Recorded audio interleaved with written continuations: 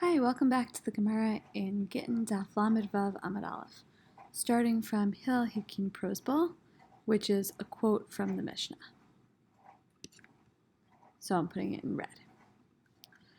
Tanan Hatam, Prosbol Eino Mishemet, Ze Echad Min Hadvarim Shehidkin Hil Hazaken. We learn in a Mishnah elsewhere, meaning this is not our Mishnah. Prosbol Eino Mishemet. Prosbol causes debts to not be cancelled in the Shemitah year. This is one of the things Shehidkin Hillel Hazaken that Hillel Hazaken amended. This is one of the laws that he amended. As he saw that the people were refraining from lending money to one another. And they were transgressing against what is written in the Torah. In Sefer Dvarim, of course, you'll look up this pasuk later on, but you have to be careful not to basically be a bad person and not lend money. Amad v'hidkin prosbol. So he got up and he amended the law and instituted prosbol. V'zehu gufo shel prosbol. And this is the body of the prosbol, literally. This is what the prosbol says. Mosrani lachem ploni dayanin, shebemakom ploni. I give over to you so-and-so the judges who are in such and such a place. Shekol chov sheyesh li etzel ploni. That any debt that I have with so-and-so, she'egbenu kol zman she'ertzeh. That it can be collected, you can collect it any time that I want. And the judges sign at the bottom, O ha'idim, or the witnesses. That's how the prosbol works. All of this is a Mishnah. And so I'll put it in this Mishnah red color. And I would say it functions here as a statement. It fills in background information. It's not our Mishnah, it's a different Mishnah, and the Gemara wants us to know about it as we consider our Mishnah. Umi ikamide de midoraita mashamta shvit, v'hidkin hillel de lo mashamta. Is it really a thing? Can it really be that there is something where deoraita shvit takes effect, deoraita shmita cancels out the debts, and Hillel amends the law so that there's no shmita? How can that really be true? And Rashi comments here on Hidkin Hillel. I'm going to scroll down so we can see it. Delo tishamet ve'akar davar min haTorah. Hillel established that he amended the law so that there shouldn't be Shemitah, and by doing that he uprooted something from the Torah. The Torah says there's Shemitah, and Hillel says there's no Shemitah. How can that be? This is a challenge. Amar Abaye. Abaye responds to the challenge, b'shvit bizman hazeh. He's talking about shvit, about Shemitah nowadays. V'Rebbehi, and this is the position of Rebbe.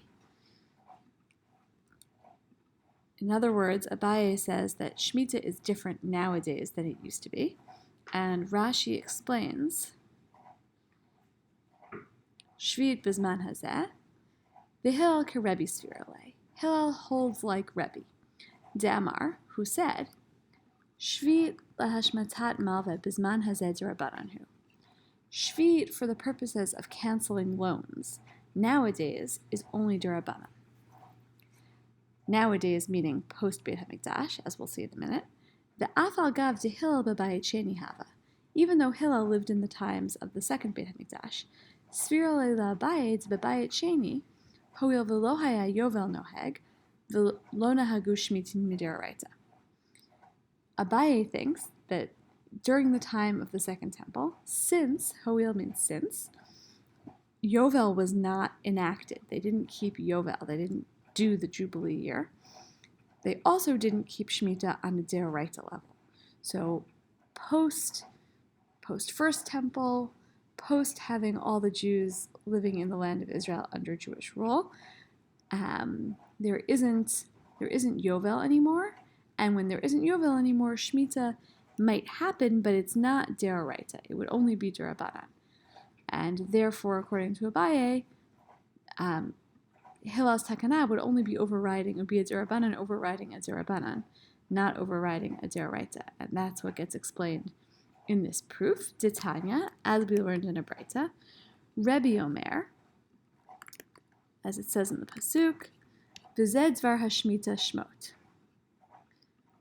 This is what you're supposed to do for Shemitah. You should do Shemitah. B'shtei shmitot hakatuv medaber. The pasuk is talking about two shmitot because it uses the word twice. Achat shmitat karka v'achat shmitat ksafim. One is the shmita of the land, and the other is the shmita of money. So one is about yovel, about the land going back to its original owner, and the other is about debts being forgiven. And I should really highlight this in yellow because it's a pasuk. And that reminds me that I should go back up here and highlight this one in yellow because it's also a pasuk. Okay. So there are two shmitot. Bizman she'atam meshemet karka, atam meshemet ksafim. Bizman she'i atam meshemet karka, I atam meshemet ksafim. At a time when you do the Shemitah of the land, then you also do the Shemitah of money. And at a time when you don't do the Shemitah of the land, you don't do the Shemitah of the money. So if we do Yovel, then we also forgive debts. But if we don't do Yovel, then B'deraita, we don't forgive debts. V'takinu rabbanan d'teshamet zecher l'shvi'it. But the rabbis made their own takana that we should do Shemitah zecher l'shvi'it, as a remembrance for Shvi'it. And Rashi explains Zecher Shvi'it, right? The idea that this is just in memory of Shvi'it. What's Rashi here? Rashi says Shelo tishachach Torat Shvi'it. So we don't forget the laws of Shvi'it. So we enact Shemitah even when it's not the Deoraita, just so we remember it for the time in the future when we will be keeping Shvi'it Deoraita again. But it's not really a Deoraita anymore. Ra'ah Hillel shenimnu'u ha'am milahalvot zeh zeh. But Hillel saw that because of this Derabanan enactment, the people were refraining from loaning money one to another. Amad v'hidkin prosbol. And so he got up and instituted the prosbol. And this is entirely the Braita. And I'll say that it's a proof, it's a support for Abaye's answer. Umi ikamide de medaraita lo mashamta shvi'it, v'takina rabbanan d'tishamet. Can it really be a thing? Is it really a thing that deoraita we don't have shvi'it, and the rabbis instituted that we should have shvi'it? In other words, okay, now you're telling me that there's a deoraita to not have shvi'it, because deoraita shvi'it doesn't apply right now when we're not doing yovel. And the rabbis overrode that deoraita status and said that we should have Shemitah. Rashi explains a little bit more. The Amor Rabbanan d'Tishamet, Rashi has a slightly different girsa here. Amor Rabbanan instead of Takinu Rabbanan. V'nimsa halova gazlan al pihem. And so, based on what they say, the borrower becomes a thief. In other words, really, the Torah says the debts are not supposed to be canceled. So if I owe you $100, I should still owe you $100. But the rabbi said, no, let's do Shemitah, so then I don't owe you $100 anymore. That kind of makes me a thief. That's the rabbis giving me permission to steal money that Deoraita I'm not entitled to. So that's the new challenge. Amar Abaye, Sheva al Ta'aseh. Abaye's response is, it's a Sheva al Ta'aseh. It's okay, sort of. It's okay that he's not returning the money because he's not actively taking money. You're not really stealing money. You're just not returning it. And the idea seems to be, Rashi comments on this, that it's okay for the rabbis to override something in this way if it's just you're overriding a halacha by not doing something, but not by actually going out and doing something. They wouldn't say, yes, you can actively steal, but to not return money, that's okay. Or that's okay for the rabbis to institute as a rule. Rava Amar, Hefker Beitin Haya Hefker. Rava gives a different answer. Hefker Beit Din Haya Hefker. Anything that the Beit Din, that the rabbinic establishment says is Hefker, is ownerless, becomes actually ownerless. Which is another way of saying that the rabbis, the rabbinic courts, actually do have the power to appropriate property. They have the power to transfer ownership of property from one person to another.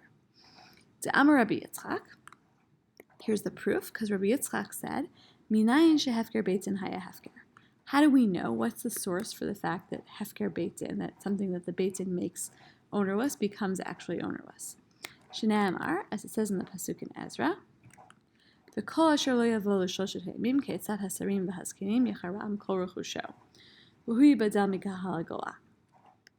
You will look up the context here when you learn this in Chavruta, but the implication of this pasuk, it says anyone who doesn't come in these 3 days, as has been commanded by those in power, his property is going to be reappropriated. And this shows us that the rabbinic courts actually do have the power to take someone's property when they deem it necessary. So this is a proof. Even though there's a kind of a question and an answer, I'm just going to group this all together as the proof. That's how the whole thing functions. Rabbi Eliezer Omer Mehacha. Rabbi Eliezer says it from here. In other words, Rabbi Eliezer has a different proof that Hefker Beit Din is Hefker. Different pasuk from Yehoshua. Ela hanachalot asher nachalu Elazar hakohen v'Yoshua ben Nun v'Roshei ha'avot v'gomer.